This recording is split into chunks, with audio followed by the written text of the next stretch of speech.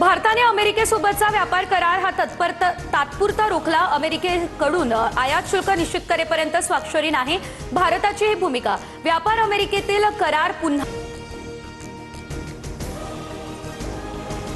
पुण्यात गॅस सिलेंडरसाठी आता वेटिंग संपणार। बुकिंग नंतर 96 तासांमध्ये घरपोच डिलिव्हरी अनिवार्य। रस्त्यावर गॅसचं वाटप बंद करा। जिल्हाधिकारी जितेंद्र डुडी यांच्या गॅस एजन्सीना या कडक सूचना।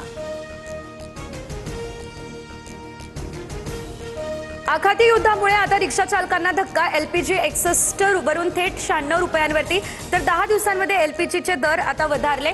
याशिवाय नाशिक संभाजीनगरमध्ये गॅससाठी रिक्षांच्या लांबच लांब रांगा। नाशिकमध्ये संशयास्पद गॅस सिलेंडरचा साठा उघड। विनापरवाना सिलेंडरने भरलेला ट्रक जप्त। त्र्यंबक रोडवरील नाईस संकुल परिसरातली ही घटना।